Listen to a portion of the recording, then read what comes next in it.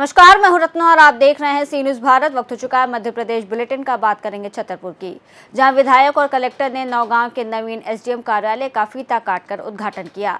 इसके साथ ही बात करेंगे ग्वालियर की, जहां हिट एंड रन का मामला सामने आया है। ऐसी तमाम खबरों पर विस्तार से चर्चा करेंगे इस बुलेटिन में।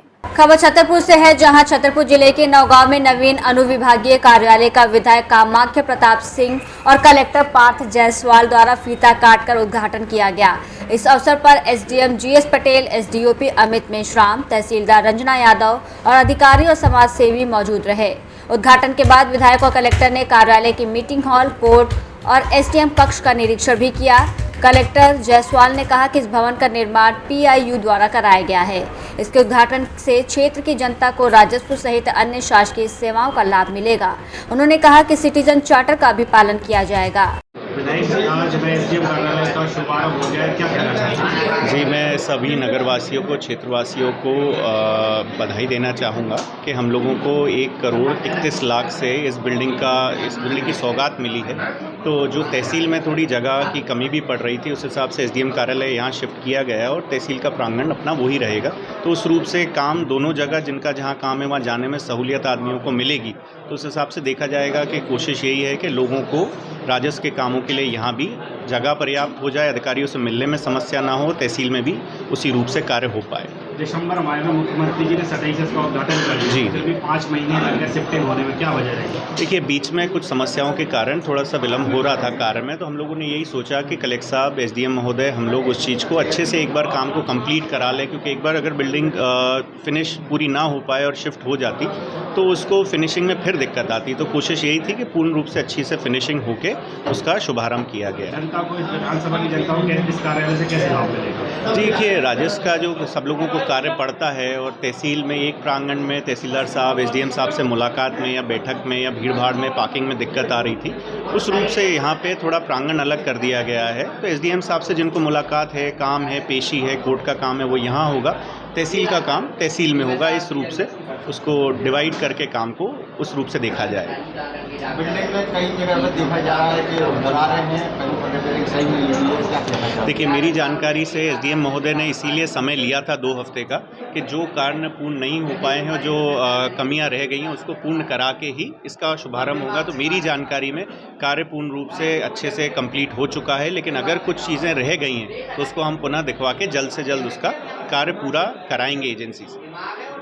शुभारंभ हो गया है सर, आज प्रवेश हो गया है नौगांव एसडीएम का, क्या कहना चाहते हैं? नौगांव में एक नवीन अनुभागीय कार्यालय का भवन का उद्घाटन पीआईयू के द्वारा कराया गया। पीआईयू के द्वारा भवन बनाया गया था। आज उसका उद्घाटन विधायक जी के द्वारा और हमारे अन्य जनप्रतिनिधिगण, अधिकारीगण के समस्त में ये उद्घाटन हुआ है।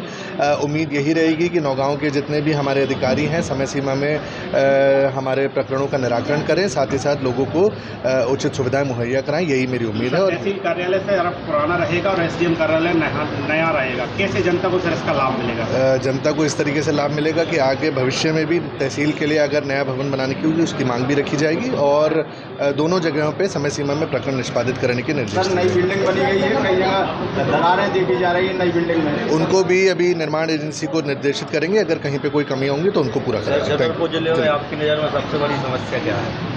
छतरपुर जिले में समस्या, कुछ पानी की समस्या अभी वर्तमान में गर्मी को ध्यान में रखते हुए, कुछ शिक्षा में सुधार करने की आवश्यकता है। इन समस्याओं के ऊपर काम करें। छतरपुर से सी न्यूज़ संवाददाता कुलदीप सक्सेना की रिपोर्ट।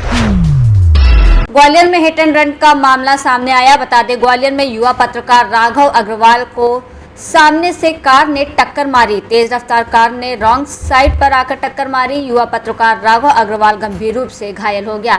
इलाज के लिए अस्पताल में भर्ती कराया गया। वहीं ये घटना सीसीटीवी कैमरे में कैद हो गई। पुलिस अज्ञात कार चालक की तलाश में जुटी है। वहीं ये घटना ग्वालियर मुरार थाना क्षेत्र के सीपी कॉलोनी में बीती रात हुई। ग्वालियर से सी न्यूज़ संवाददाता शिवम सिंह चौहान की रिपोर्ट।